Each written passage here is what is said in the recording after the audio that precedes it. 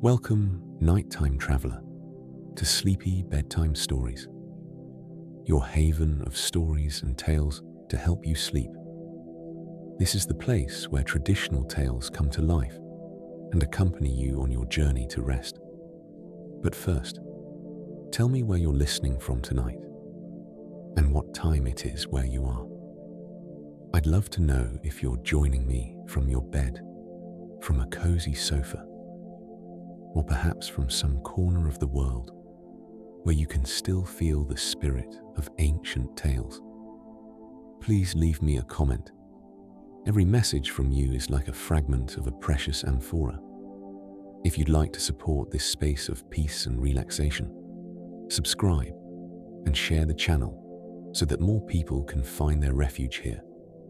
And now, take a slow, deep breath, because tonight we're going to dive into another thrilling story.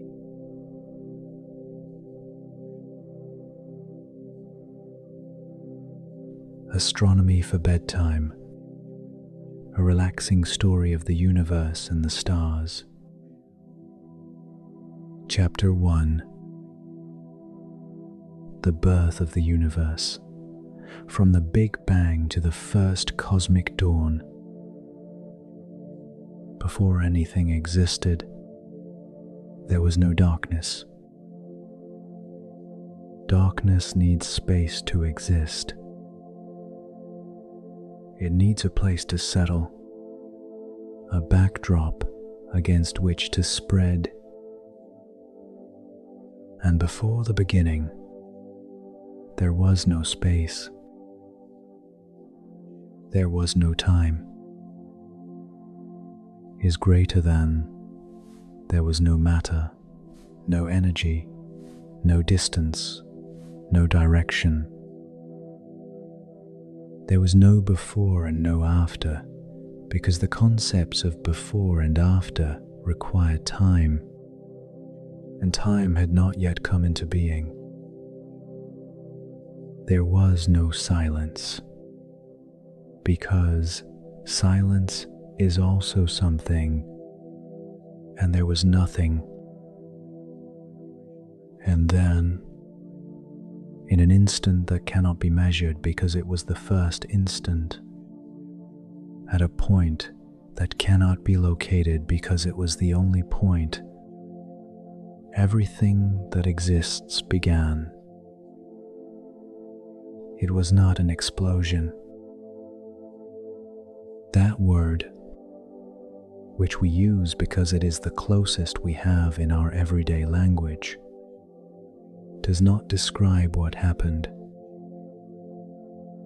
An explosion occurs in space. It expands outwards. It has a center and a periphery. What happened approximately 13,800,000,000 years ago did not occur in any space because space itself was born at that moment.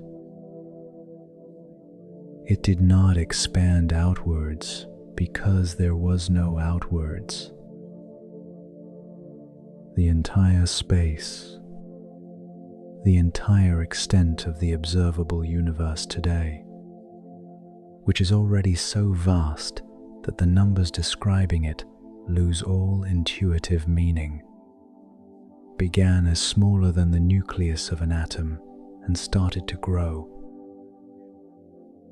That is the Big Bang. Not an explosion in space. The birth of space itself. Close your eyes. Imagine you can let go of all your ideas about big and small, about time and space.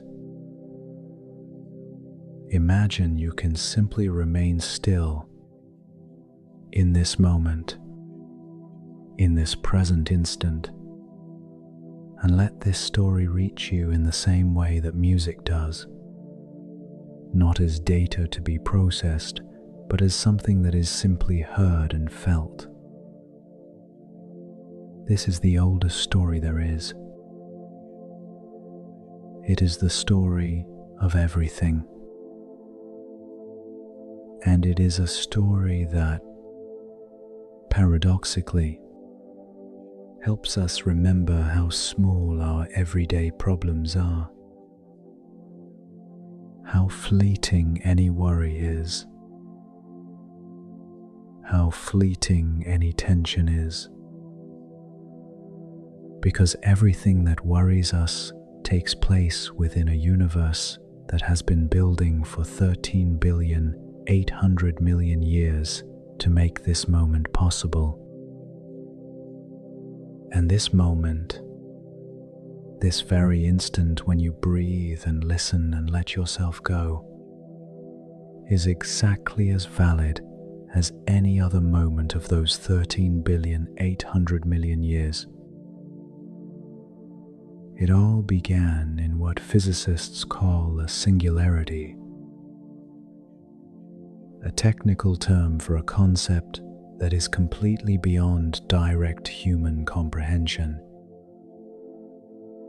A singularity is a point where the laws of physics as we know them cease to apply, where equations produce infinite values, which in mathematics is the way of saying, I don't know what's happening here. It is the limit of knowledge, the frontier beyond which science cannot yet look. But what we do know is what happened immediately afterwards, in a fraction of a second that physicists write as 10 to the power of minus 43 seconds, which is such a small number that if we were to write it out in full, we would have to put 42 zeros after the decimal point before reaching the first significant digit. The universe already had a temperature of 1,000,000,000,000,000,000,000,000 degrees. A temperature so high that anything we know, any material, any compound, any atom, would have disintegrated instantly. And yet, from that extreme temperature, from that pure, uncontainable energy, everything was to be born. Every star, every planet, every grain of sand, every living cell, every thought ever thought by a conscious being in this universe. The universe was expanding. Every fraction of a second, space grew larger, and as it grew larger, the energy it contained was distributed over a greater volume, and as it was distributed over a greater volume, it cooled. Just as the air in a balloon cools as the balloon grows larger, the universe cooled as it expanded. And as it cooled, the energy that had previously been too intense to take any form began to be able to condense into forms. In the first microseconds of the universe's existence, something occurred that physicists call hadronization. Pure energy began to transform into particles, quarks, which are the smallest building blocks of matter we know of, is greater than gluons, which are the particles that hold quarks together, and their corresponding antiparticles, which are like their mirror images, identical in mass but opposite in charge. There was then something that would determine everything that came after. for reasons that physics still does not fully understand. For every billion particles of antimatter that existed in those first moments, there were 1,000,000,001 particles of matter. A minuscule difference, an almost imperceptible asymmetry.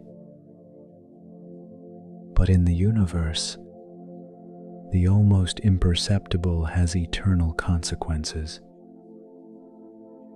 because particles of matter and those of antimatter, when they meet, destroy each other in a flash of pure energy. And that is exactly what happened. The billion particles of antimatter met the billion particles of matter and annihilated each other, releasing an infinite amount of energy that today forms the light filling the universe. But one remained. For every billion pairs that destroyed each other, one particle of matter remained without a partner, without an antiparticle to annihilate it.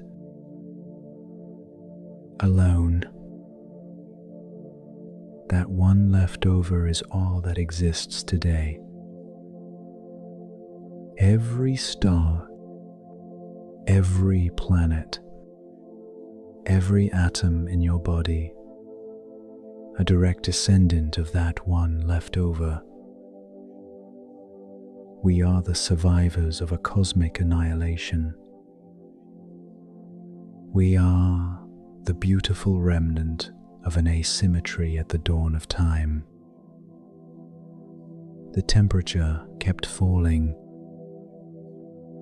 The universe kept expanding. The first seconds passed. The first minutes. And in those first minutes, in what cosmologists call primordial nucleosynthesis, something extraordinary happened. The quarks, which until then had been free, too energetic to bind into permanent structures, began to be able to combine. 3 quarks together form a proton or a neutron,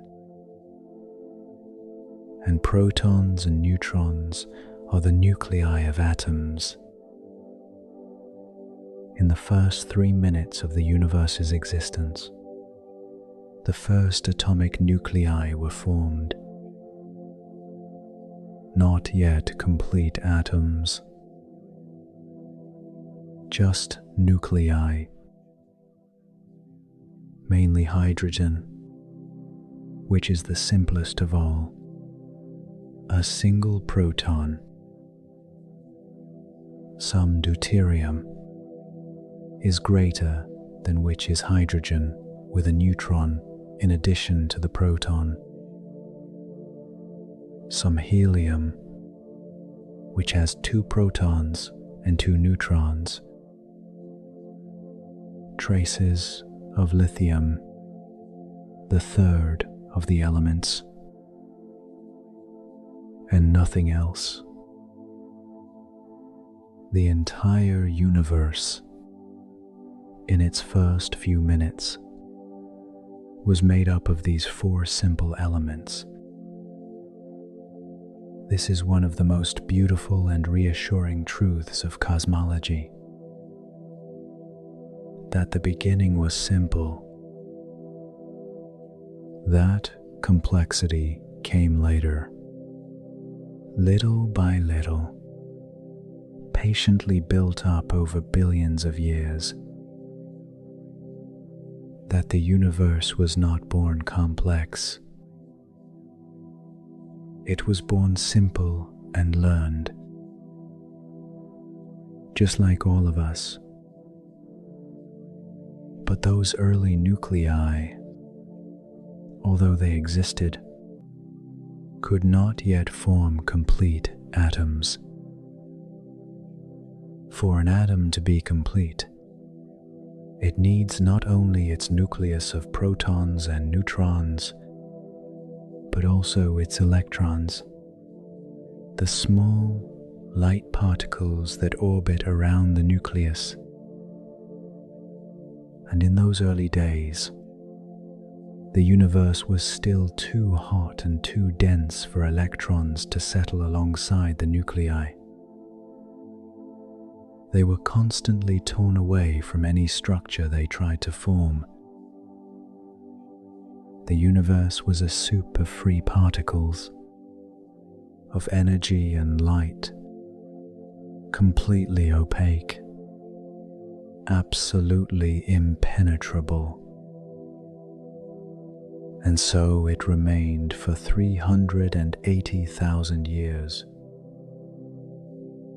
380,000 years of opacity. 380,000 years of a universe that existed but could not see itself, because the light produced within it was immediately absorbed and re-emitted, and reabsorbed in a continuous cycle that prevented any ray of light from traveling freely in any direction. A blind universe. A universe that could not yet see itself. And then, at a moment that cosmologists call recombination, although in reality it was the first combination, the temperature of the universe dropped enough for electrons to approach the nuclei and remain there. For the first time in the history of the cosmos, complete and stable atoms were formed. Neutral hydrogen, neutral helium. Matter, for the first time, was transparent. And at that moment, light was set free. Imagine that. 380,000 years of darkness, not because there was no light, but because light could not move freely. And suddenly, in astronomical terms, almost instantly, the universe became transparent, and the light that had been trapped in that dense soup of particles was set free and shot off in all directions. That light still exists. We can detect it today, more than 13 billion years later. It is called the cosmic microwave background radiation, and was discovered by accident in 1965 by two American radio astronomers named Arno Penzias and Robert Wilson, who were working with a communications antenna in New Jersey and detected a persistent background noise they could not explain. At first, they thought it was pigeons nesting in the antenna. They cleaned the antenna. The pigeons returned. They cleaned it again. The noise persisted. It was uniform, coming from all directions in the sky with the same intensity. It couldn't be a mistake. It was the echo of the universe's first dawn, the light set free when matter first became transparent, cooled and stretched by 13,800,000,000 years of cosmic expansion until it became microwave radiation. Radiation that is no longer visible to our eyes, but which our instruments detect. Penzias and Wilson won the Nobel Prize in Physics in 1978. That background radiation tells us many things. It tells us that the universe had a beginning. It tells us that that beginning was hot and dense. And it tells us that at that first cosmic dawn, the universe was extraordinarily uniform, almost perfectly homogeneous, almost completely smooth, but not entirely. There were tiny variations in density. Regions where matter was very slightly denser than in others. Differences so small that they represented fluctuations of barely 1 part in 100,000. But those differences, those minuscule imperfections in the almost perfect uniformity of the early universe, meant everything. Because in an expanding, cooling universe, gravity is at work, and gravity favors density. Where there is more matter, gravity attracts even more matter. And so began the slowest, most patient, and most magnificent process that exists. The process by which the universe began to build itself. During the first few 100 million years after the first cosmic dawn, there were no stars. Cosmologists refer to this period as the dark age of the universe, not in a metaphorical sense, but literally. The universe existed, is greater than it was filled with gaseous hydrogen and helium. It continued to expand. It continued to cool. But it did not shine. There was no source of light. It was a vast, dark universe filled with clouds of gas drifting slowly under the influence of gravity. Those gas clouds were contracting very slowly. Gravity was pulling them together, compressing them, concentrating them. And as they compressed, they heated up. Physics tells us that when you compress a gas, its temperature rises. And as the temperature rose, the compressed gas glowed faintly. Not enough to be called a star yet. But the temperature at the center of those compressed clouds rose and rose. And at some point, approximately 200 million years after the Big Bang, in some corner of the young universe that we cannot pinpoint precisely, the temperature at the center of a collapsing gas cloud reached 10 million degrees. 10 million degrees is the threshold. It is the temperature at which hydrogen nuclei, which normally repel one another because they have the same positive electric charge, have enough kinetic energy to overcome that repulsion and get close enough for the strong nuclear force, is greater than which is the strongest of the fundamental forces of nature, but acts only over very short distances, can capture them and fuse them together. When two hydrogen nuclei fuse, a helium nucleus is formed.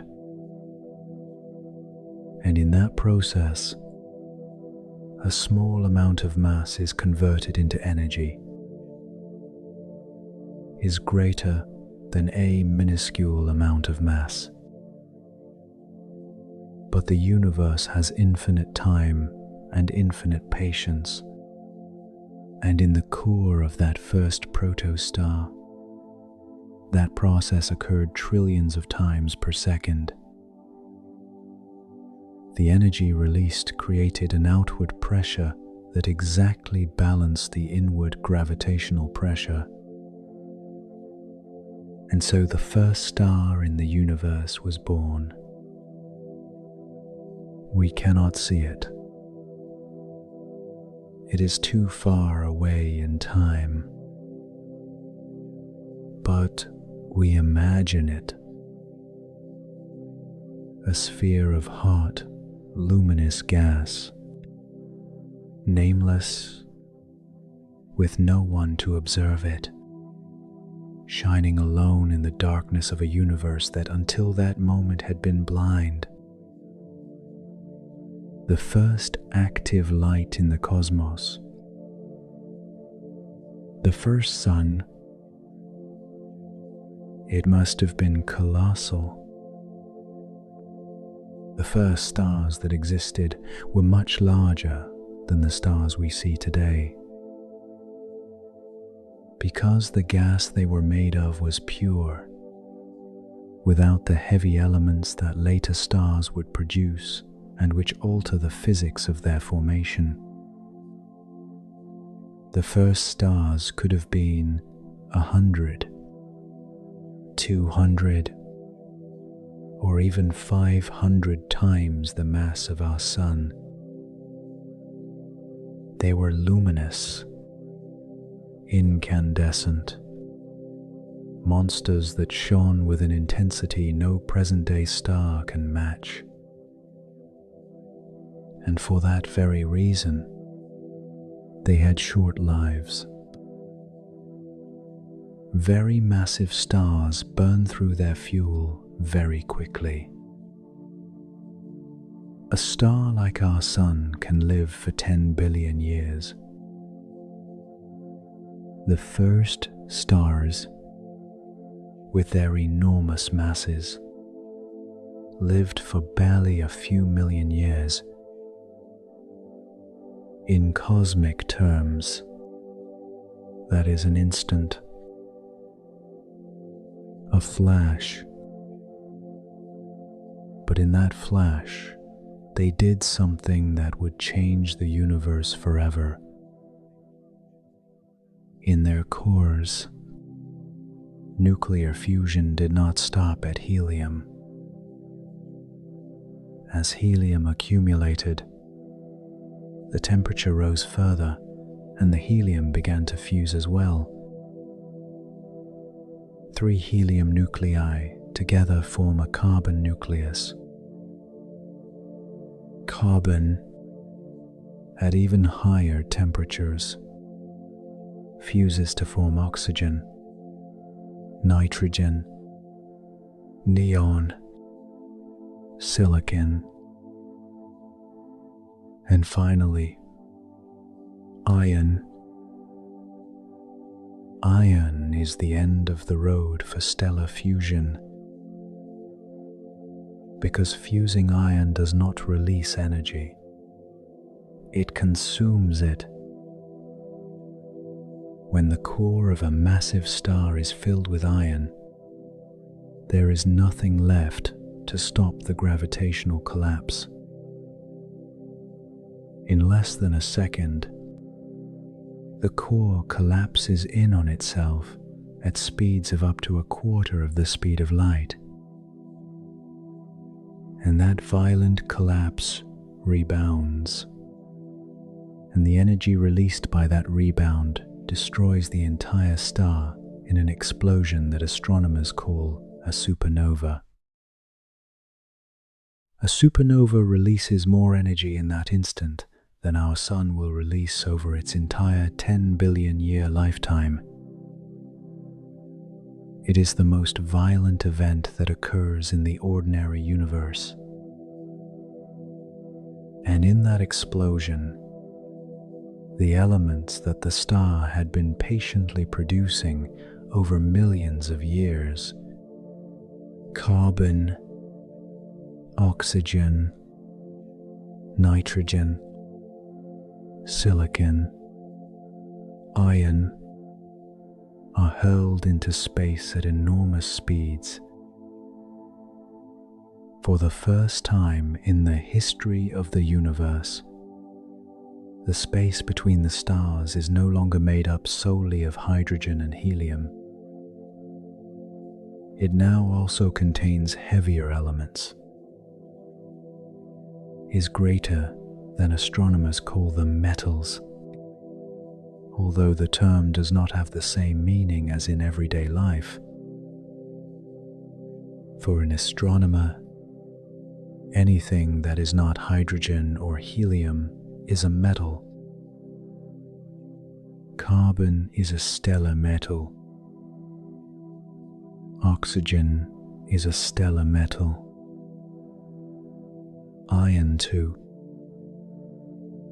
And those stellar metals, those fragments of dead stars scattered throughout space, mix with the gas clouds still floating amongst the stars. And when those enriched clouds begin to contract under gravity to form new stars, the new stars are different. They are chemically richer. They are better able to form planets. They are capable of harboring on the planets they form around them the chemical complexity required for life. We are stardust. This phrase, made famous by the astronomer and science communicator Carl Sagan in his series Time's Cosmos, broadcast in 1980, is not a poetic metaphor. It is a literal description of chemical reality. The calcium in your bones was forged in the core of a star that died before the sun was born. The iron in your blood comes from a supernova explosion that occurred billions of years ago. The oxygen you are breathing right now is the product of nuclear fusion in ancient stars. The carbon that forms the molecules of your DNA was built atom by atom in the burning heart of a star that no longer exists.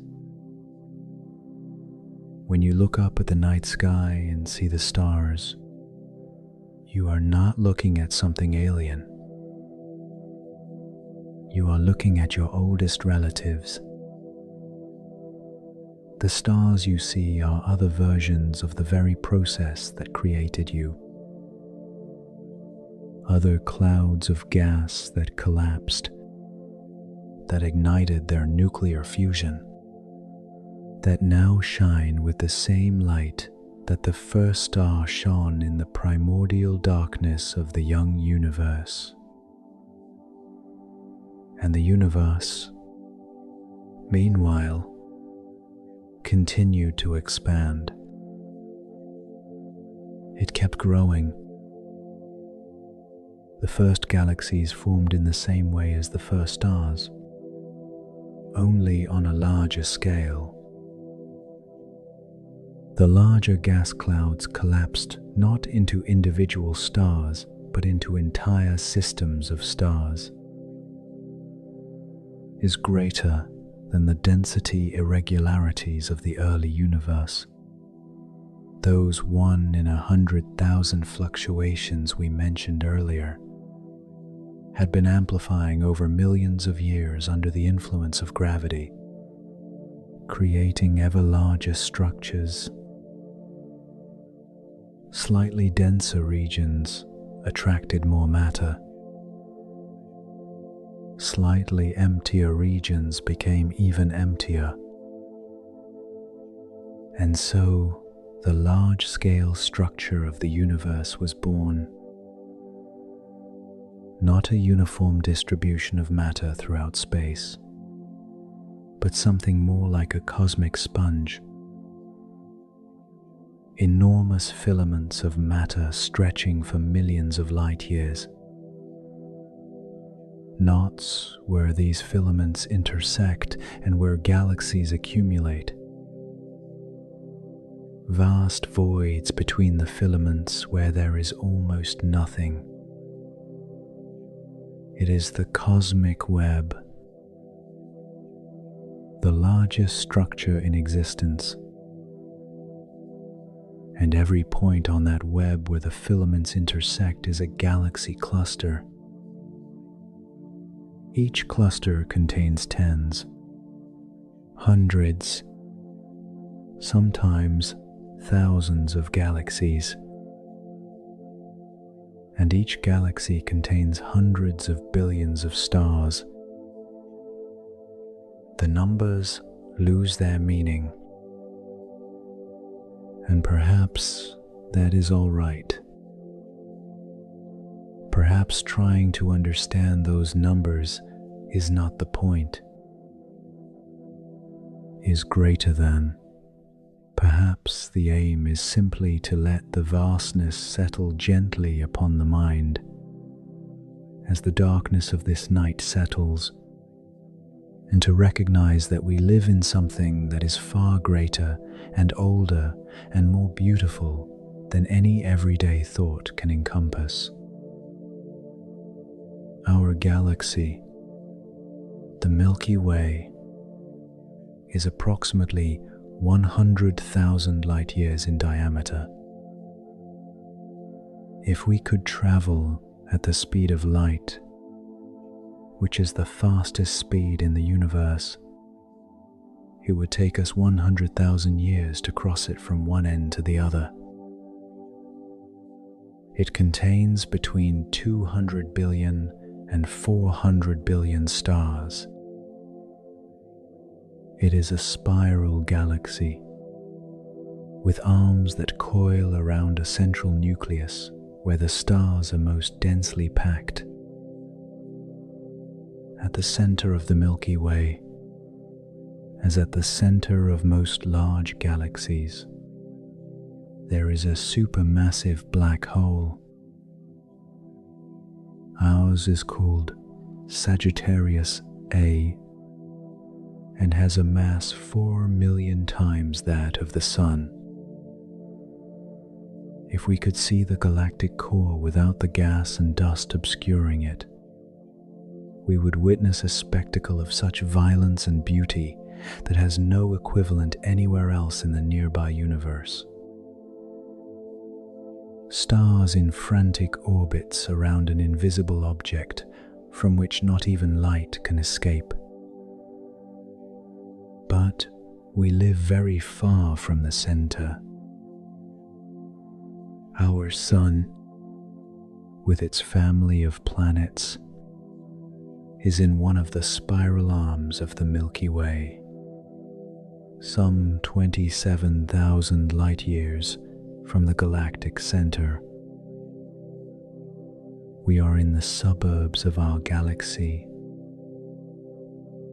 in a quiet place, relatively uncrowded, where the stars are spaced far enough apart that violent gravitational interactions between them are rare. A place where life, if it is to appear anywhere, has the time and stability to do so. Our Sun is 4,600,000,000 years old. It is not one of the first stars in the universe. It is a third-generation star, at the very least. The stars that preceded it have already lived and died, scattering their elements into space. and enriching the gas cloud from which the Sun and its planetary system were to form. The Sun was born from the remnants of earlier stars. It was born with the necessary ingredients for complexity. 4,600,000,000 years ago, in a spiral arm of the Milky Way, a cloud of interstellar gas and dust began to contract under its own gravity.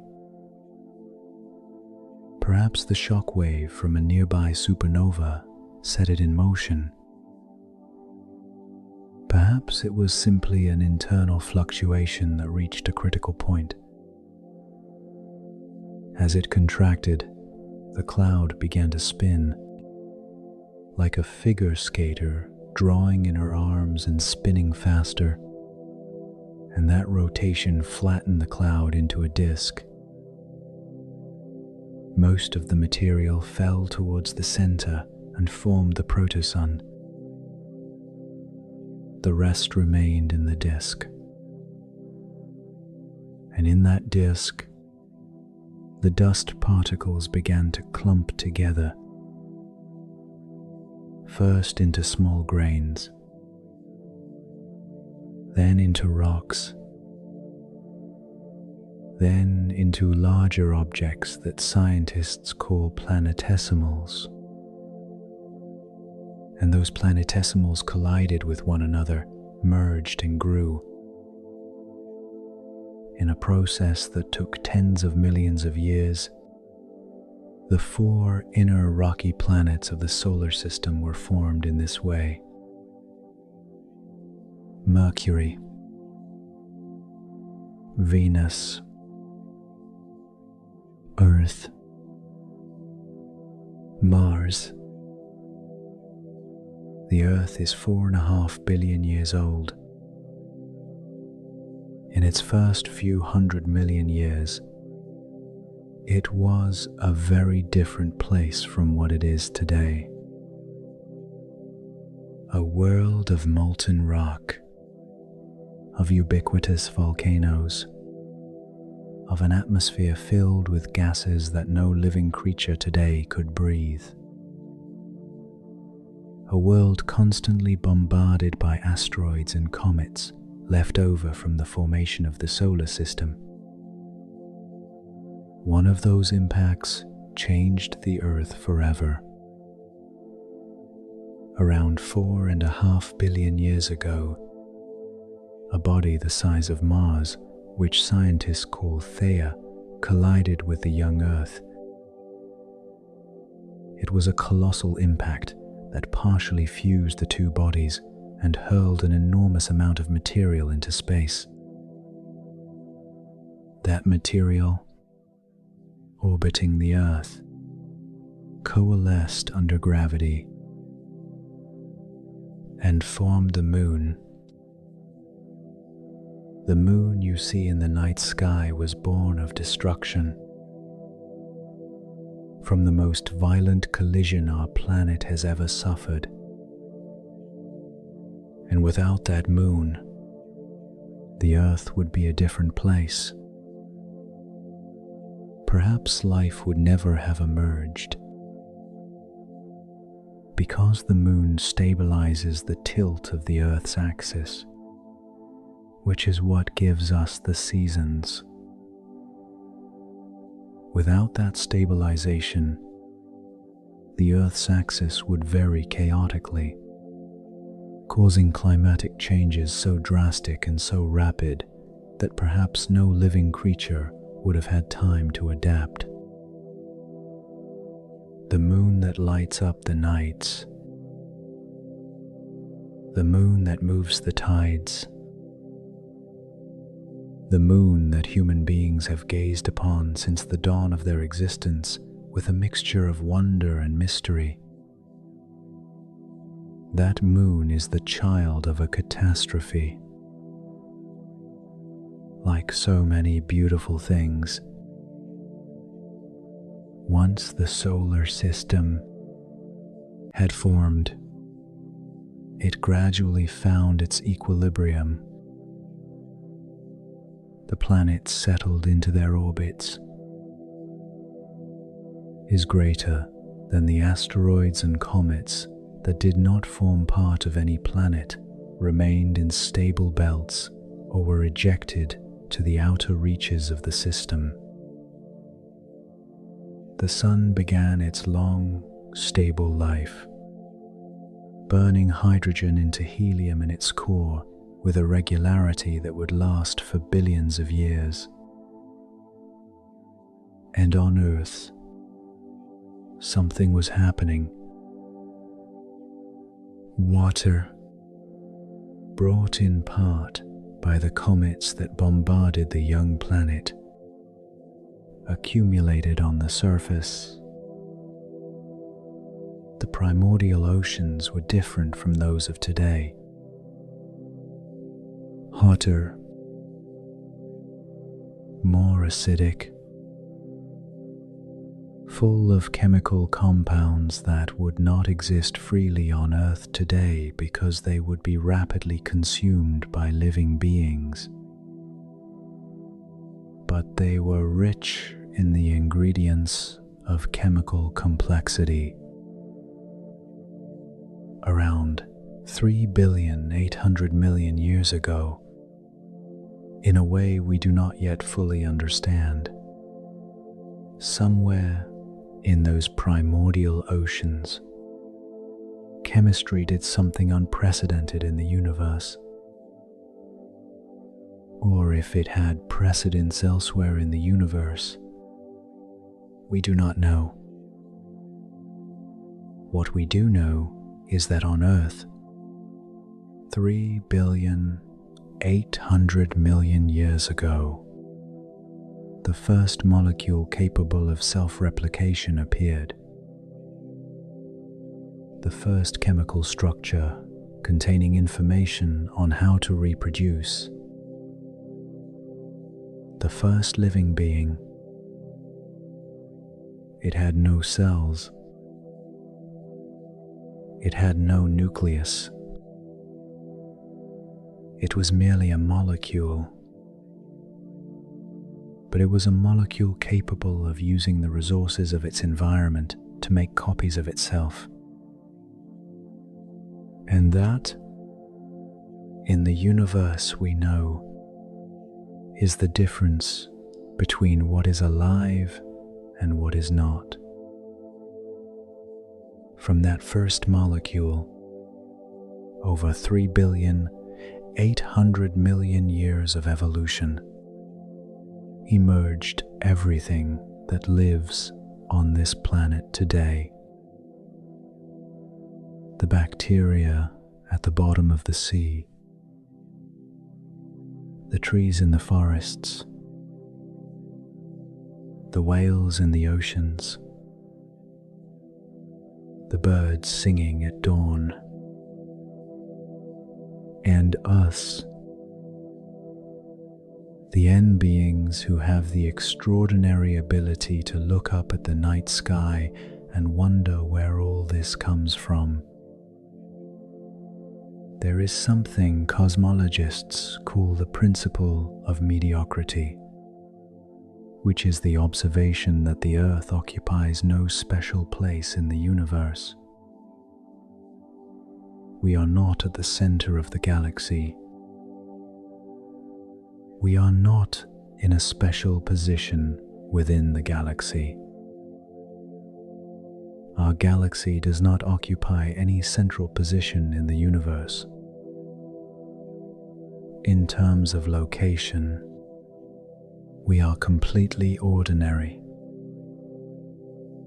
But in other respects, there is something that makes us extraordinary, or at least highly unusual. We are matter that has become self-aware. We are the universe looking at itself.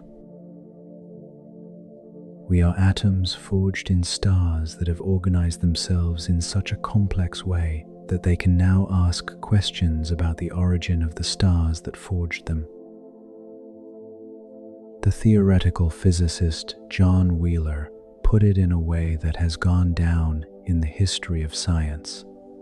The universe is a system that observes itself.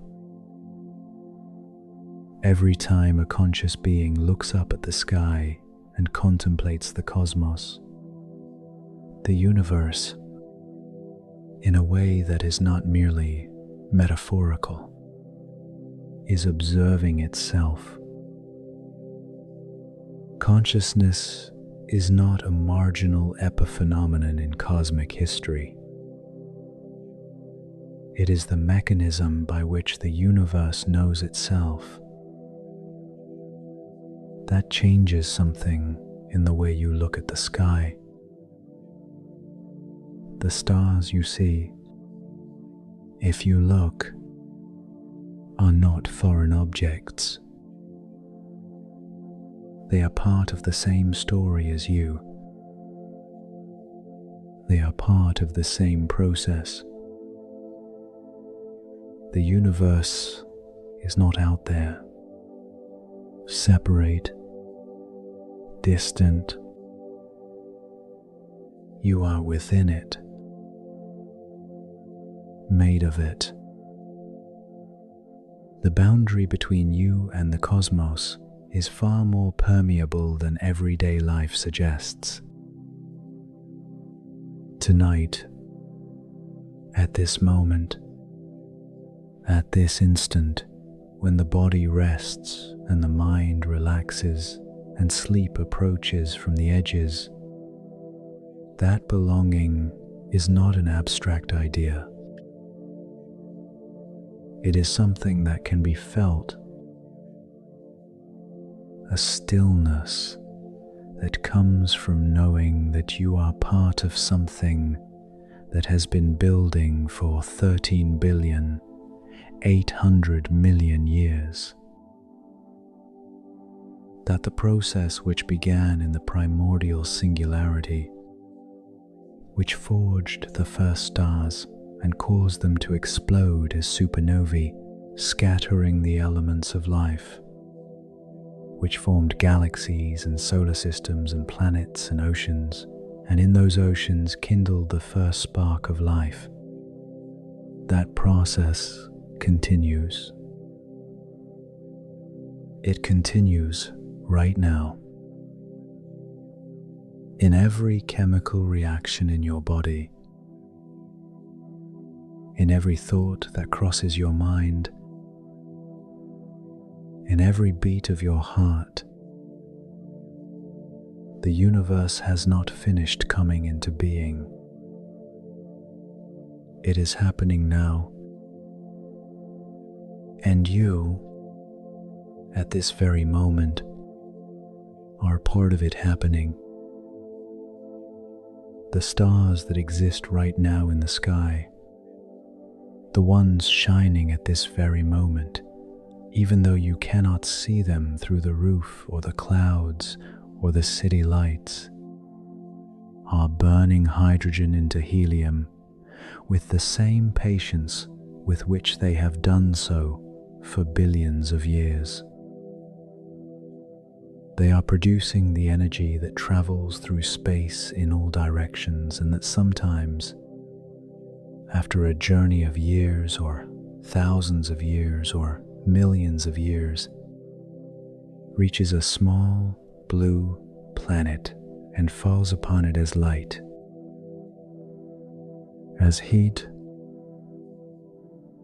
as the gentle glow that makes life possible. The sunlight that warmed your skin today traveled for 8 minutes from the sun's core to the Earth's surface. But before that, it took 100,000 years to travel from the sun's core, where it was produced, to its surface. 100,000 years trapped in the dense solar matter, bouncing from particle to particle, giving up energy and regaining it, on a very slow journey towards freedom. And when it finally reached the sun's surface and was able to fly freely through space, it took 8 minutes to reach you. That light that touched you today is 100,000 years old. And the stars you see at night have been traveling even longer. The star closest to us, after the sun, is Proxima Centauri, which is 4 light years away. The light coming from it took 4 years to reach us. When that light left Proxima Centauri, you were 4 years younger than you are now. The star you see is not the star as it is now. It is the star as it was 4 years ago. And the most distant stars we can see with the naked eye are thousands of light years away. The light coming from them left thousands of years ago. Some of the stars you see in the night sky may no longer exist. They died whilst their light was traveling towards you. You see the past when you look at the sky. The night sky is a map of time. There is a galaxy that we can see with the naked eye from the southern hemisphere and from mid-northern latitudes. It is called the Large Magellanic Cloud and is 160,000 light years away. The light coming from it took 160,000 years to reach us.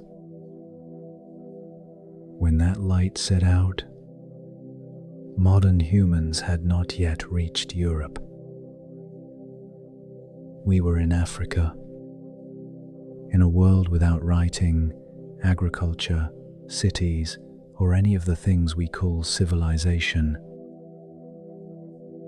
And yet, here is that light, arriving now, crossing 160,000 years of space and time to fall upon a planet where there are beings who can recognize it, name it, calculate the distance it has traveled. The Andromeda Galaxy, which is the furthest the human eye can see without the aid of instruments, is 2.5 million light years away. The light coming from it set out when the first hominids of the genus Homo were taking their first steps in Africa, is greater than when the first stone tools were a recent innovation. When our ancestors did not know that galaxies existed, nor the universe, nor any of the questions that we humans ask ourselves today. That light has traveled 2.5 million years so that you can see it tonight if the sky is clear and you know where to look. The universe is generous with its history. It offers it freely to anyone who cares to look. And as we look, or as we imagine ourselves looking, the body gradually settles down. Breathing becomes slower, deeper, more regular. The weight of the body on the bed or mattress becomes more noticeable, more real, more gentle. The mind, which has traveled tonight through 13,800,000,000 years of cosmic history, through singularities and nucleosynthesis and supernovae and galaxies and primordial oceans, begins to let go of those distant journeys and return to the present, to this moment, to this breath, to this resting body. The history of the universe does not end. It continues right now, in all directions, at speeds that have no name. But this part of the story, the part that belongs to us tonight, is reaching that quiet point where thought becomes image and image becomes dream. There are stars being born right now. Somewhere in the Milky Way, as you breathe, a cloud of gas is collapsing under its own gravity and heating up and approaching the threshold where it will ignite its nuclear fusion and shine for the first time. Somewhere else, a star that has burned through all its hydrogen is beginning its final collapse. And in the space between the stars, carbon, oxygen, and iron atoms forged in ancient supernovae float freely, waiting to be captured by the next collapsing cloud, waiting to become part of the next generation of stars and planets. Matter does not disappear. It transforms. What you are now was once part of a star, and what you will be after this body, in the vast expanse of cosmic history, may once again become part of a star, or a planet, or the ocean of some world that does not yet exist. Don't think about that now. Don't think about anything now. You just have to let yourself be carried away by the gentle weight of the resting body, by the slow, steady rhythm of your breathing, by the silence that surrounds this moment just as space surrounds the stars. Immense, still, sustaining. The universe has existed for 13,800,000,000 years to make this moment possible, so that there might be a planet with an atmosphere and water and life, so that that life might have evolved to produce beings capable of thinking and feeling and growing tired and needing rest, so that that rest might be possible tonight, in this place, in this stillness. All of that happened so that you can rest now. And you can. The stars remain in their places. The universe continues to expand, is greater than the galaxies continue to spin in their immense orbits. And the Earth, true to its usual rhythm, continues its slow rotation on its axis, carrying this hemisphere through the night towards the dawn that will come, as it has always come, punctual and certain. But there is still a long way to go before that dawn. The night is still yours, and the night, which is as ancient as the universe, which is the very same primordial darkness transformed into something gentle and familiar, offers you what it has always offered to the beings who inhabit it: rest, silence, and dreams.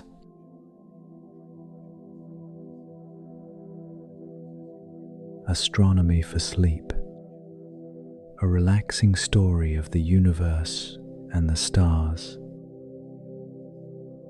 Chapter 2: A slow journey through the universe's most mysterious galaxies. There are places in the universe that have not yet been named. Places that have existed for billions of years, containing within them worlds too numerous to count. Phenomena that defy all human intuition. Structures of such extreme beauty that the very astronomers who study them admit, in hushed tones and with a certain academic unease, that in their presence they feel something very much like what others call religious awe. Places from which light takes so long to reach us that by the time it finally arrives and touches the mirrors of our telescopes, the civilization that emitted it no longer exists. It is already transformed into something else. It has already vanished into time, just as everything that exists vanishes into time. Tonight we are going to visit some of those places. Not abruptly, not in a hurry. There is no hurry tonight. Hurry is an invention of the day, an urgency that the modern pace has instilled in us like a mechanism we no longer know how to switch off. But the universe is in no hurry. The universe operates on timescales that make the whole of human history, from the first hominids who looked up at the sky 3 million years ago to this very moment, a blink of an eye, a fraction of a second on the cosmic clock that no one has set in motion because it has always been running, because time itself is part of the universe and was born with it. So tonight, following the rhythm of the universe, let's take it slow. Let's start here, where we are, on this small blue planet that orbits a medium-sized star located in one of the spiral arms of a galaxy containing between 200 and 400 billion stars. That galaxy is our own, the Milky Way.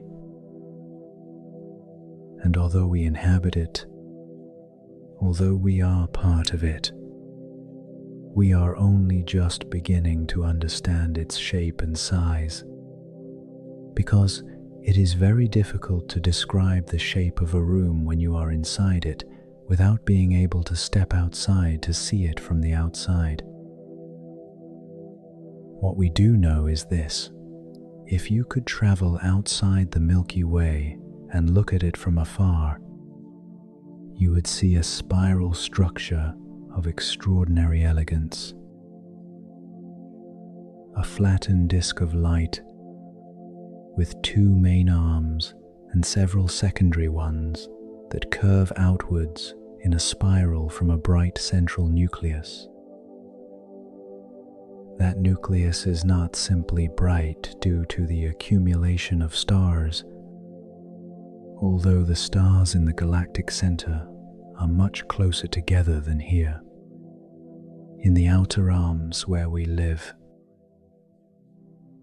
The nucleus also shines because, at its very center, there is something that for decades was a hypothesis and is now a confirmed certainty: a supermassive black hole with a mass of 4 million solar masses called Sagittarius A, which now lies dormant in relative calm, but which, in the past, devoured matter with such ferocity that it must have made the center of our galaxy shine with an intensity that would have been visible from other galaxies millions of light years away. But we're not going to stop here. Let's set off very slowly, with imagination as our only vessel and curiosity as our only fuel. Is greater than let's move away from the Milky Way to see it from the outside for the first time, to contemplate that spiral of light that is our cosmic home for a few moments before continuing our journey towards what lies beyond. From the outside, the Milky Way appears still.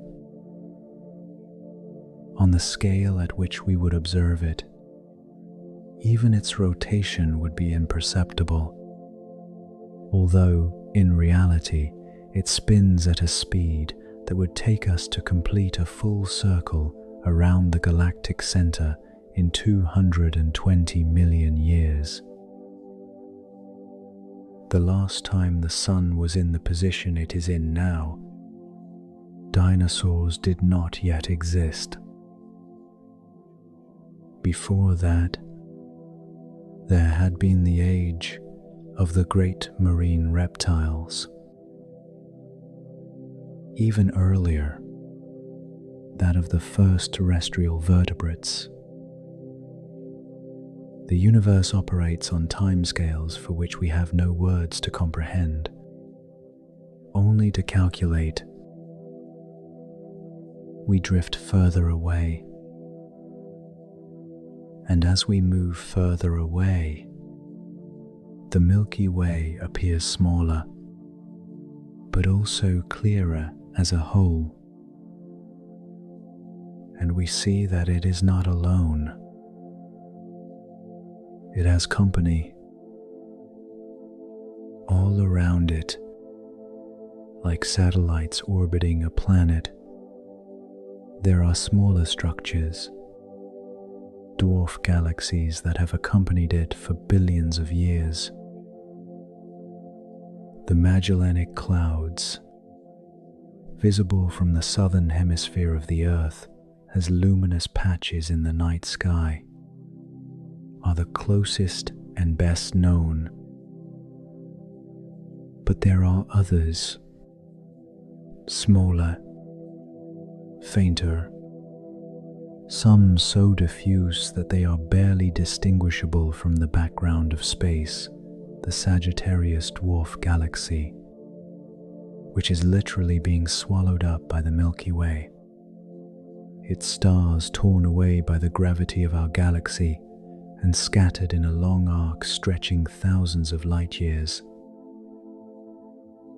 The Ursa Major dwarf galaxy, the Canis Major dwarf galaxy, dozens of small, fragile structures orbiting our galaxy like dust swirling around a vortex. The Milky Way draws them in. It incorporates them. It slowly digests them. This is one of the things the universe does more frequently than it might seem. Galaxies merge.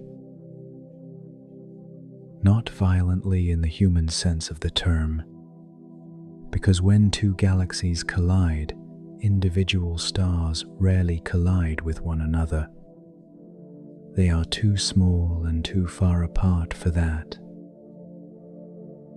What happens is a gravitational dance of a complexity and duration that has no equivalent in human experience. Two structures, each containing billions of stars, attract one another. They draw closer over millions of years. They penetrate one another. They deform. They stretch into tidal arms. They separate momentarily. They are drawn back together. And finally, after hundreds of millions of years of that cosmic dance, they merge into a single new structure. At this very moment, right now, as you listen to this, the Milky Way and Andromeda are performing the opening moves of that dance. Andromeda, Messier 31 inches the catalogue, the spiral galaxy closest to our own, situated 2.5 million light-years away, which is so far away that the light it emits takes 2.5 million years to reach our eyes, but which, in galactic terms, is our nearest neighbor. Andromeda is visible to the naked eye from Earth on dark, moonless nights. It appears as a blurry, oval patch in the constellation of Andromeda, so faint that many people mistake it for a cloud or simply do not see it, even though they are looking directly at it. But in that blurry patch there are 1 trillion stars. 1 trillion. More than twice the number of stars in the Milky Way, and it is traveling towards us at 110 kilometers per second. In about 4.5 billion years, Andromeda and the Milky Way will begin to merge. The night sky on Earth, if there were anything capable of seeing it by then, would show a distorted, brilliant galaxy occupying a vast portion of the sky, with filaments of stars stretching out in majestic arcs. The structure resulting from that merger already has a name. Astronomers call it lactomed or Milkomeda. A new elliptical galaxy, larger, more irregular, where the stars of two distinct galactic civilizations will be forever mingled. But tonight, we won't wait 4.5 billion years. Tonight, we continue our journey. Let's move even further away from the Milky Way, to the point where Andromeda and our galaxy are simply 2 points of light in a larger group. That cluster is called the local group, and is exactly what its name suggests, the immediate galactic neighborhood. A collection of some 50 gravitationally bound galaxies moving together through the universe like a group of travelers sharing the same path without having planned it exactly that way. The local group has a diameter of about 10 million light years. That sounds enormous, and it is. In human terms, or even in terms of the solar system. But in terms of the observable universe, the local group is a small structure, almost domestic in scale. It is our neighborhood. Beyond it, things get interesting. Beyond the local group, if we continue to venture further with our imagination, we find the Virgo supercluster. This is the structure to which our local group belongs, the largest scale gravitational unit of which we are a part. The Virgo supercluster contains hundreds of galaxy groups and thousands of individual galaxies, spread across a volume of space some 110 million light years in diameter. At its center lies the Virgo cluster itself, a dense concentration of over 1,300 large galaxies and many more smaller ones, with its own gravitational pull drawing in everything around it, including, albeit very faintly, our own Milky Way. And if we keep moving further away, we come to something even larger. In 2014, a team of astronomers led by Brent Tully redrew the boundaries of the supercluster to which we belong, and discovered that the Virgo supercluster is in fact only part of a much larger structure they named Laniakea. In Hawaiian, Laniakea means immeasurable sky or boundless sky, a fitting name for what it describes: a supercluster of galaxies 500 million light years in diameter, containing 100,000 galaxies and having a mass equivalent to 100 quadrillion solar masses. 100 quadrillion. There are numbers that language can pronounce but the mind cannot comprehend. This is one of them. Laniakea is shaped like a river map.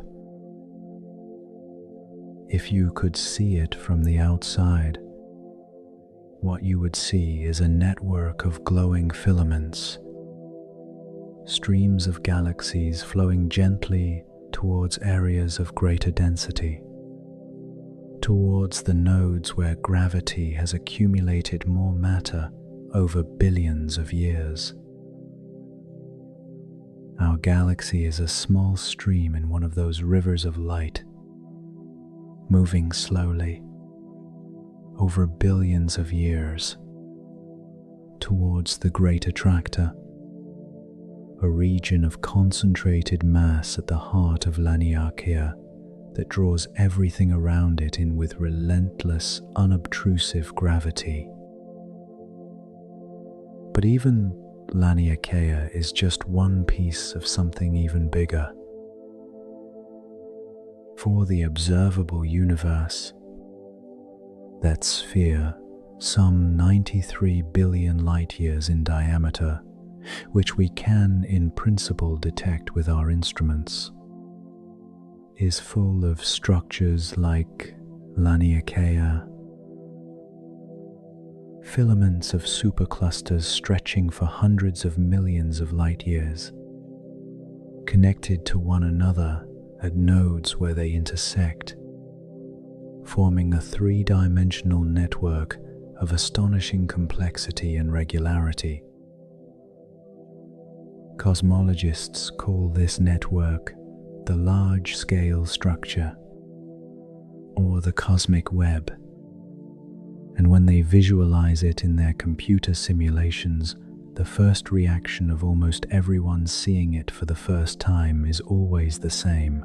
It resembles something biological. It resembles neurons, neural networks, the structure of the human brain viewed under a microscope.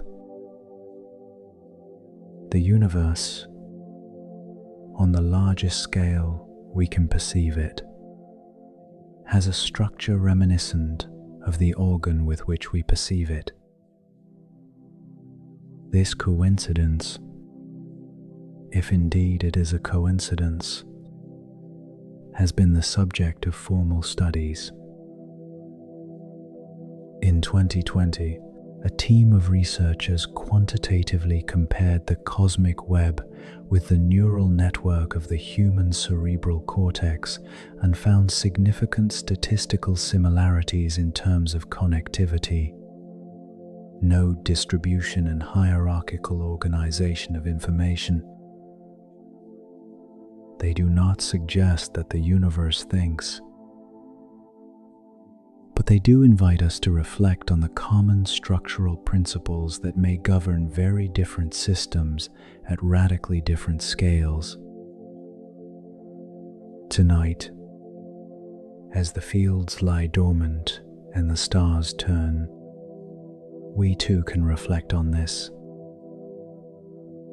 on the possibility that there is something in the nature of things, some organizing principle that we do not yet fully understand, which generates similar structures on completely different scales. That the same kind of beauty found in the branching of a tree is also found in river deltas and in lightning bolts and in the bronchi of the lungs and in neural networks and in the distribution of galaxies in the universe. That the way nature constructs things follows patterns that repeat, that scale, that are recognizable in the small and the immense. The fields beneath the stars are also part of that network. The earth that makes them up was forged inside stars that died billions of years ago. The iron in our blood, the calcium in our bones, the carbon that forms the molecules of life, were all created in the burning cores of massive stars and scattered into space when those stars exploded in supernovae of inconceivable violence.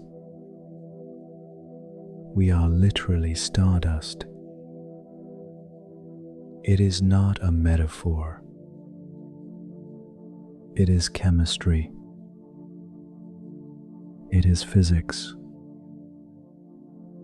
It is the history of the universe written into our own molecular composition. Now let us delve into the deepest mysteries. Because there are galaxies in the universe that are, in themselves, objects of fascination and perplexity for astronomers. Galaxies that do things they shouldn't be able to do according to the laws of physics as we understand them.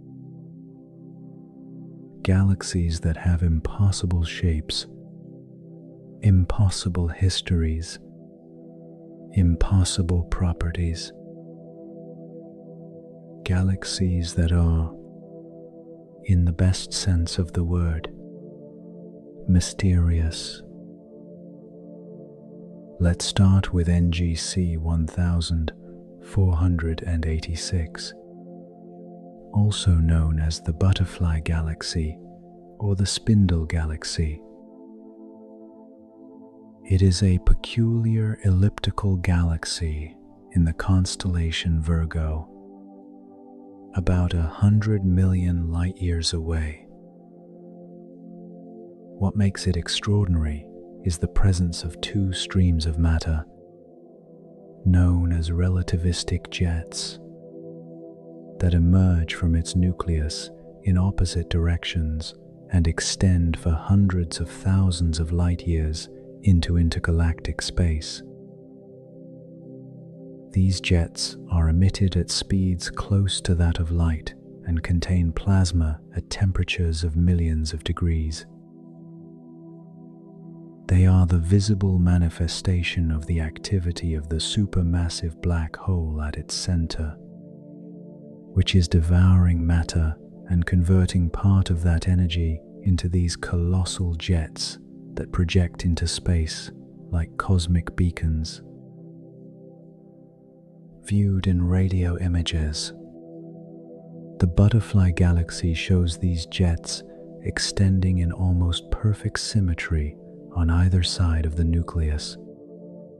And indeed, the overall structure resembles the wings of a butterfly. A butterfly with a wingspan of hundreds of thousands of light years, whose wings are made of plasma at millions of degrees, emanating from a black hole which, at this very moment, is consuming matter with a veracity that no mind can truly visualize. Tonight, whilst we sleep, the butterfly galaxy continues to spread its wings into the void. Let us now journey towards something completely different.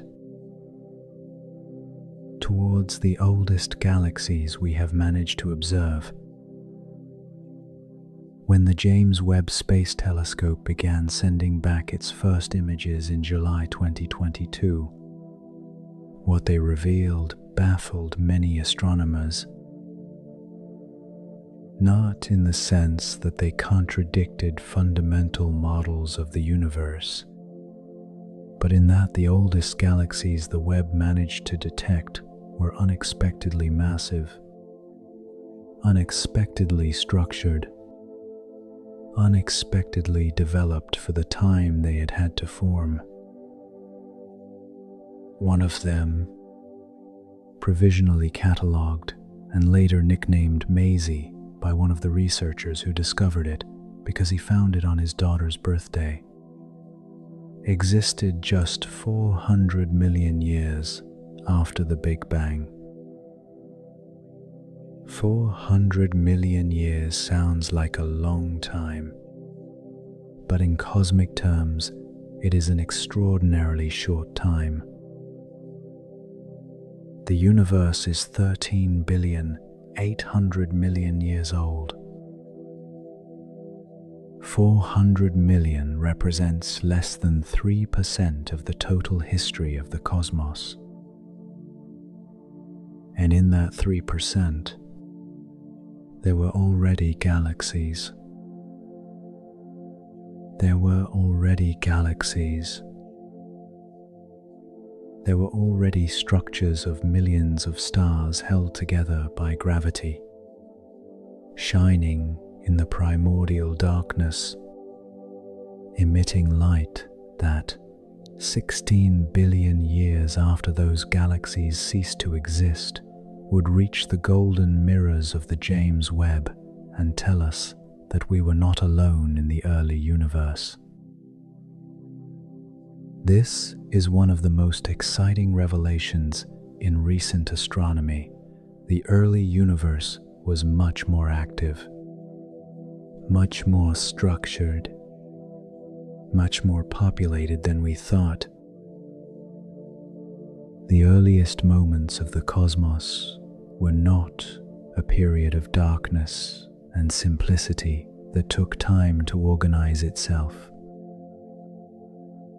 They were a period of frenetic star formation, of galaxies being born and evolving at rates that we find difficult to explain fully today. The young universe was ablaze, and in that blaze the first stars were born.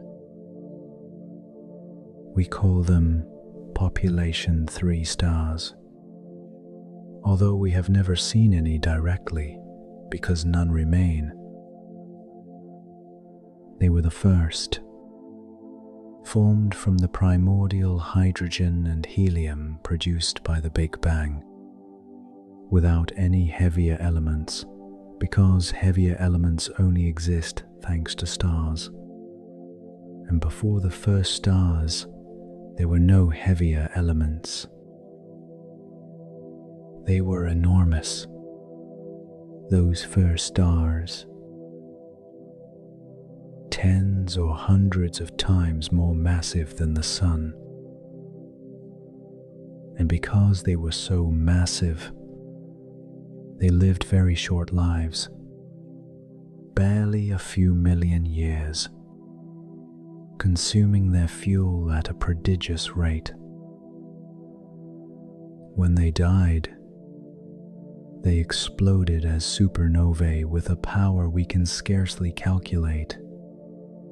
And in those explosions, they created and scattered into space the first heavy elements: carbon, oxygen, nitrogen, iron, the stuff of life, the stuff of planets, the matter of which we are made. We are the children of the first stars, even though none of them exist anymore. Let's continue our journey, now towards structures that defy our understanding in different ways. Quasars, quasi-stellar objects in English, quasi-stellar objects, so called because when they were discovered in the 1960s, they looked like stars in photographic images, but had properties that no star could explain. They were extraordinarily bright, brighter than any star, brighter than any known galaxy, and they were extraordinarily far away. The redshift of their light, that redshift which is the hallmark of receding in an expanding universe, indicated that some of them were billions of light years away. That meant that to be visible at such a distance, they had to be incredibly bright. So bright that astronomers calculated that some of them emitted more energy than thousands of entire galaxies combined, from a volume of space not much larger than the solar system. The explanation that eventually prevailed is the one we accept today. Quasars are active galactic nuclei, supermassive black holes that are consuming matter at extraordinarily high rates and converting part of that energy into radiation with an efficiency that even surpasses that of nuclear reactions.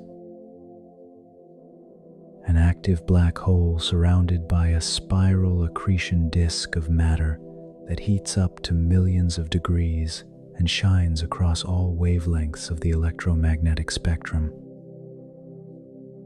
Quasars are more common in the distant universe, in the early universe, than in the nearby present-day universe. This tells us something important. Supermassive black holes were more active billions of years ago, when there was more matter available to consume. Over time, as the universe expanded and the density of matter decreased, many of those voracious black holes gradually calmed down, remaining as dormant structures at the centers of galaxies. Like Sagittarius A, the star at the center of the Milky Way, still there, still massive, but in relative repose, waiting. When astronomers look at the most distant quasars, they are seeing the universe as it was 10, 12, or even 13 billion years ago. They are looking directly into the past, and what they see is a universe different from our own, more chaotic, more violent in its processes, brighter at its extremes. A universe in the throes of adolescence, turbulent and energetic, very different from the mature and calmer universe in which we live today. There is something almost nostalgic about that. The universe is aging too. Let us now turn away from quasars and journey towards something that is not bright, but quite the opposite. Towards the darkest, coldest, and quietest places in the universe. Towards the dark nebulae. A dark nebula is a cloud of gas and dust so dense that it completely blocks out the light from the stars behind it. It does not shine. It does not emit light. It only absorbs. It appears in the night sky as a void, an absence, a place where the stars have vanished and the black backdrop of space seems even blacker. Medieval astronomers called them in Latin sacci carbonum, sacks of coal, because that is exactly what they look like, patches of utterly opaque darkness silhouetted against the starry backdrop. But within that darkness lies something extraordinary. There lies the future. Dark nebulae are the nurseries of the universe. They are clouds of primordial matter, hydrogen and helium and interstellar dust, within which gravity works slowly. Millions of years of gradual contraction, condensing regions of higher density that will eventually become so dense and so hot that nuclear fusion will begin at their core. And when that happens, a star is born.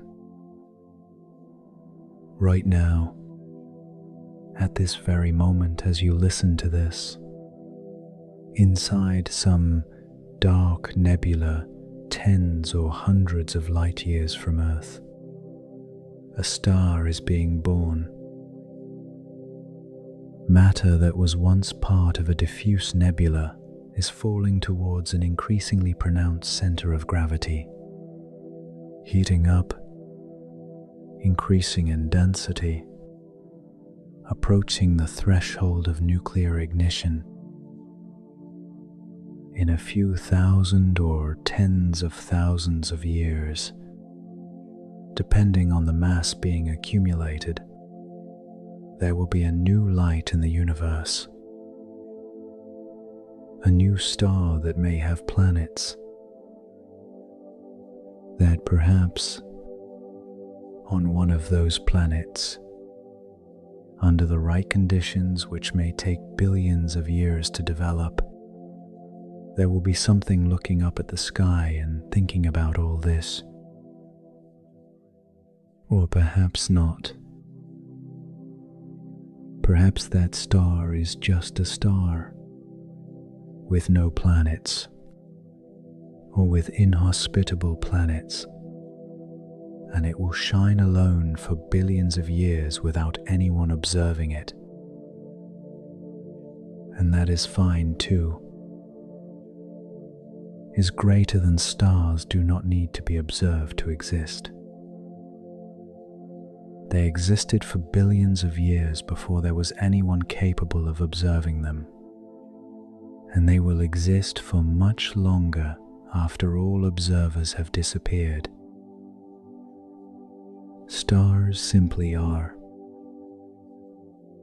and that, at night, is somehow comforting. Let us now travel to a galaxy that is, in every sense, extraordinary. The Sombrero Galaxy, Messier 104, located some 28 million light-years away in the constellation Virgo. When you see it in a long exposure photograph, the reason for its name becomes instantly clear. It looks exactly like a hat, with the brim formed by a dark equatorial ring of dust that surrounds the galaxy's bright disk and casts its shadow over the bulging, luminous central nucleus. The Hat Galaxy is one of the most photographed objects in the deep sky, and there is something about its shape that triggers a recognition response in the human brain, a sense of strange familiarity.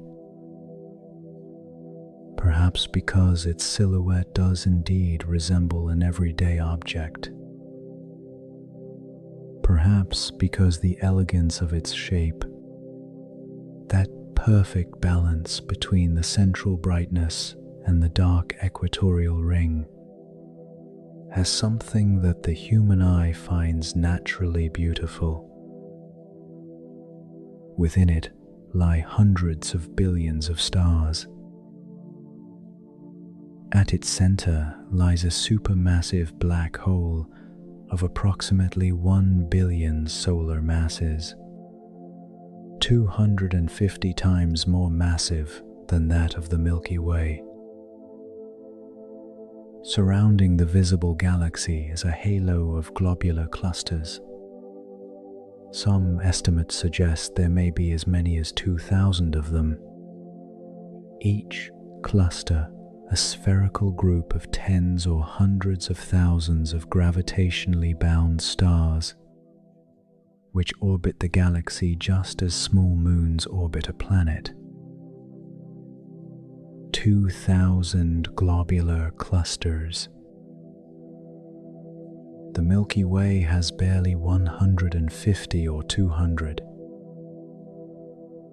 The abundance of globular clusters in the Sombrero Galaxy is another of the mysteries surrounding this unique object, a hint of a galactic history different from our own, perhaps of mergers with other galaxies in the distant past that left behind this enriched population of ancient clusters.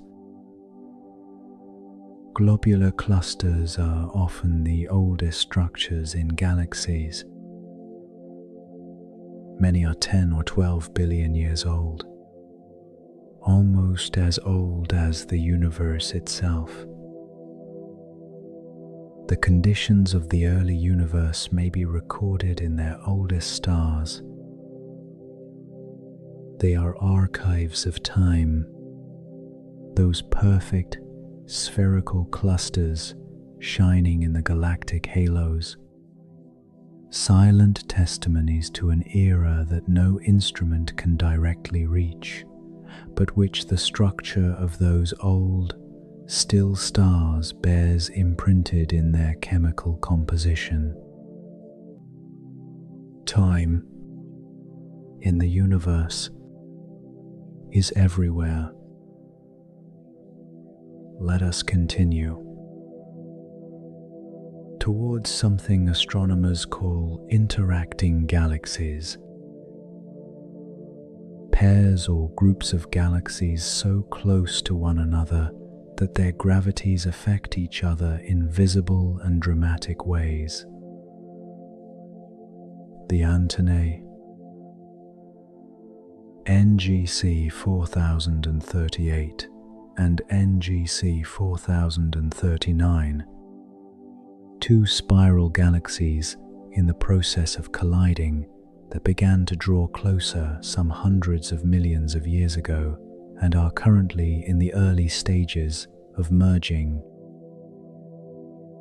Their name comes from the two long filaments of stars extending from the galaxies in opposite curves, creating a silhouette reminiscent of an insect's antennae. These filaments are tidal arms, structures formed by the gravitational forces between the two galaxies, which literally tear stars from their disks and fling them into intergalactic space in those majestic curves.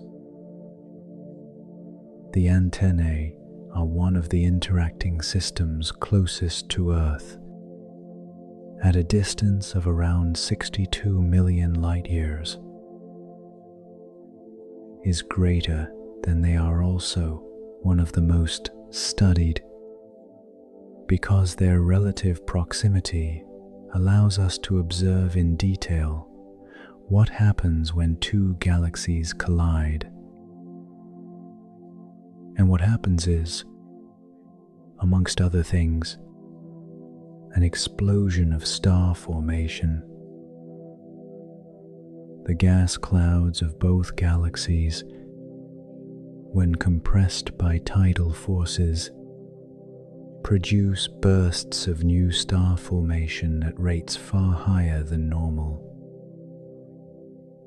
The antennae are currently creating stars at a frenetic pace, sowing their combined mass of young, hot and bright suns that will illuminate the new galaxy resulting from the merger. Destruction and creation always go hand in hand in the universe. Now let us journey towards something truly unique, towards a galaxy that the astronomical community took decades to take seriously because what it revealed seemed impossible. The Dragonfly 44 galaxy in the Coma cluster, 320 million light-years away. Discovered in 2015 with the Dragonfly telescope from which it takes its name. It is a faint, ultra-compact galaxy, a type of object that until very recently was essentially unknown to astronomy. What makes it extraordinary is this: it is the size of the Milky Way, almost the same diameter, but it contains barely 1/100th of its stars. It is, for the most part, invisible, and yet its gravitational mass is equivalent to that of a large galaxy. The explanation proposed by astronomers is that Dragonfly 44 is composed almost entirely of dark matter. That unknown substance which we know exists because we observe its gravitational effects, but which neither emits, absorbs, nor reflects light, which does not interact with ordinary matter in any detectable way except through gravity, which constitutes approximately 27% of the total mass of the universe, yet remains completely mysterious in its nature. A galaxy made almost exclusively of something we cannot see. Dark matter is perhaps the greatest mystery of contemporary cosmology. We know it is there. We know this because without it, galaxies would not rotate the way they do. Because without it, the light from distant galaxies would not bend the way it does when passing near galaxy clusters. Because without it, the large-scale structure of the universe would not be what we observe. But we do not know what it is. Decades of experiments designed to detect it directly have not produced a confirmed detection. It is the greatest unknown in modern physics, even greater than the mysteries of quantum physics. because it affects the entirety of the observable universe and yet remains completely elusive. Dragonfly 44 shows us a galaxy that is largely that unknown. An object composed mainly of what we do not understand. A reminder that the universe holds more secrets than we have managed to uncover, and that every answer we obtain is accompanied by deeper questions. There is something beautiful in that too, in the fact that the universe is greater than our understanding, in the fact that there is always more to discover, in the fact that the mystery is inexhaustible. Let yourself be carried away now into the void, because amongst the galaxies and the filaments of the cosmic web there is something that is sometimes overlooked, the void, the great voids, regions of the universe hundreds of millions of light years in size where there is practically nothing. There are no galaxies, no clusters, no filaments. Just space that is almost completely empty, expanding along with the rest of the universe, growing, stretching, becoming ever emptier, if that is possible. The largest known void is called the Great Void, or the Boaters Void, in the constellation Boads. It has a diameter of about 330 million light-years and was discovered in 1981 when astronomers mapping the distribution of galaxies in that region found that there were practically none. A volume of space equivalent to that of thousands of Milky Ways, completely deserted. What silence there must be in that void. What darkness. Intergalactic space within the filaments of the cosmic web is already an almost absolute desert, with matter densities of barely a few atoms per cubic meter. But in the Boaters Void, even that scant matter is even scarcer. It is the loneliest place in the universe we know. And yet, even in that absolute void, there is no perfect stillness. The expanding universe is constantly stretching that void. Dark energy, that other fundamental unknown of cosmology, that force causing the acceleration of the universe's expansion, acts with particular clarity in the voids. It is in the great voids that the expansion is most noticeable, where space expands most rapidly, where the geometry of the universe reveals itself with the least interference from the gravity of matter. The void is not nothing. The void is something. It is space itself, expanding, carrying with it the structures of matter floating within it like patches of color on a balloon that someone is slowly inflating. As the balloon grows, the patches move further apart from one another, not because they move across the surface of the balloon, but because the surface itself grows. This is how the universe expands, not in space but with space, carrying the galaxies with it like dots on a fabric being stretched. and that expansion will continue. It will accelerate,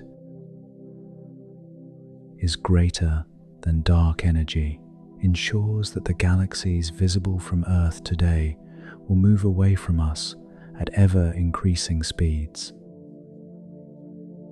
The most distant ones are already moving away faster than the speed of light, which does not violate special relativity because it is not the objects that are moving faster than light, but the space between them that is expanding faster. Eventually, in an incomprehensibly distant future, the cosmic horizon will shrink so much that from any point in the universe, only the nearest local galaxy will be visible. Everything else will have vanished beyond the reach of light. The beings that exist then, if anything exists at all, will live in a universe that will seem far simpler than ours. They will not be able to see what lies beyond their immediate cosmic neighborhood. They will have no evidence of the cosmic web, nor of superclusters, nor of distant quasars. They will be missing fundamental pieces of the cosmological jigsaw puzzle that we are able to see. We are living at a privileged moment in the universe, when we can still observe enough to understand the full picture, or at least a good part of it. We are fortunate to exist now. Night continues to fall over the fields. The stars have moved across the sky, following their apparent rotation, which is in fact the Earth's rotation on its own axis. That 24-hour movement that defines day and night, and which we have experienced so many times that we no longer perceive it as the journey that it is. Every dawn is the return of one side of the planet towards the sun. Every night is the turn that turns that side away from the source of light and orients it towards the universe. Because that is what night is. Ultimately, it is the moment when we look outwards, towards the universe, rather than towards the sun, which is just a nearby star. By day we look at a star. By night we look at the entire universe. And the entire universe is full of galaxies.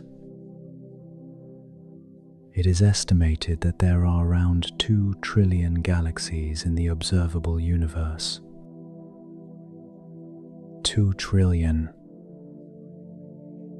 Each containing hundreds of billions of stars on average. If we assume that only 1 in a million stars has a planet in the suitable habitable zone, and that only 1 in a million of those planets develops life, and that only 1 in a million of those worlds with life goes on to develop intelligence, there would still be tens of thousands of civilizations in the observable universe. Or not. Perhaps we are unique.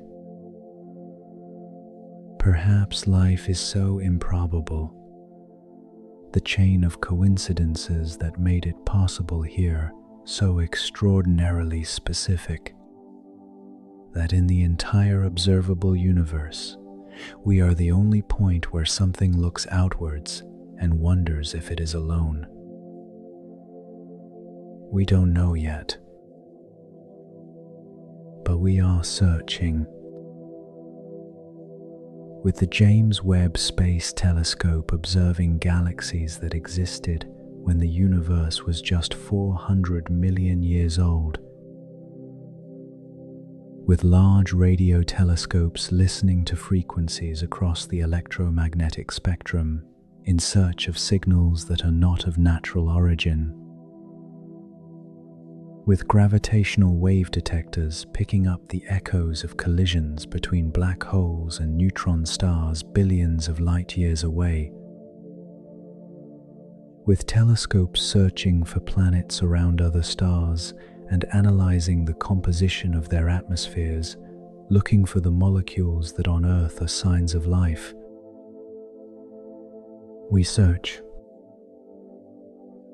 And whilst we search, we continue to gaze at the sky and feel what all those who gazed at the sky before us felt, that there is something out there that is too vast to ignore and too mysterious to fully comprehend. That the universe is stranger and more beautiful than any single mind can grasp. Tonight, the galaxies remain in their places. The butterfly galaxy extends its plasma jets into the void. The antennae continue their dance of fusion, creating new stars from the mixed material of two galaxies that never chose to meet, but which gravity inevitably brought together. Dragonfly 44 floats in the Coma cluster, almost invisible, almost entirely dark matter, almost entirely a mystery. And in the great void of boats, space expands in absolute silence, a silence so deep and so complete that no human sound could even come close to describing it. And Andromeda is approaching, slowly. 110 kilometers per second is the speed at which the two galaxies are approaching each other, which on a human scale seems fast, but on a cosmic scale is an almost perfect stillness. Andromeda has been traveling towards us since time immemorial. It will arrive when it is meant to arrive. And when it arrives, there will be nothing to do but contemplate the greatest dance that human eyes could ever have witnessed. If there are any human eyes left by then, the night goes on, the stars go on,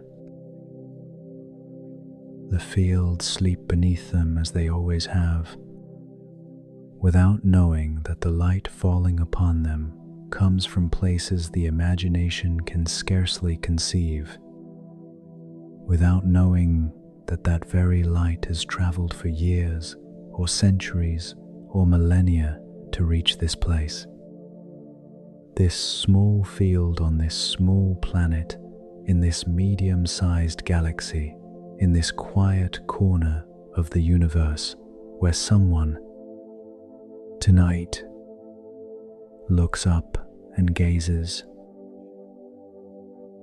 And as they look, they connect with the people who looked before, with the stars that emitted that light, with the universe that contains them all, with the time that envelops them all. You are part of all this. Your body is made of the same atoms as the stars. Your mind emerges from the same processes that organize the universe from primordial chaos. Your question about whether you are alone in the cosmos is part of the cosmos asking itself. The universe isn't sleeping tonight. The universe never sleeps. But you can. You can close your eyes knowing that out there, in the silence of the space between the galaxies, everything remains in its place. The stars remain in their positions. The galaxies keep spinning. The fields lie dormant beneath the light that traveled millions of years to fall upon them. Everything remains. Everything continues. And you can rest. The galaxies will watch over us.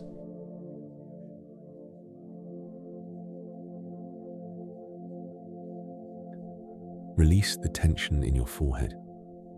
Relax the muscles around your eyes. Let your arms rest completely, heavy and warm at either side of your body. Your breath now flows naturally, like gentle waves lapping at the shore and receding effortlessly. The stories you have heard tonight slowly fade away, becoming distant whispers that you no longer need to follow. If this journey through time has served you well, you can support this space by liking, subscribing, or sharing your thoughts in the comments. That way, more people seeking rest may find refuge here. And if you are still awake, there is another story waiting in silence, ready to guide you deeper into sleep. But for now, let the voices of the past fade gently away. Let the names, dates, and events melt into the mist of the night's oblivion.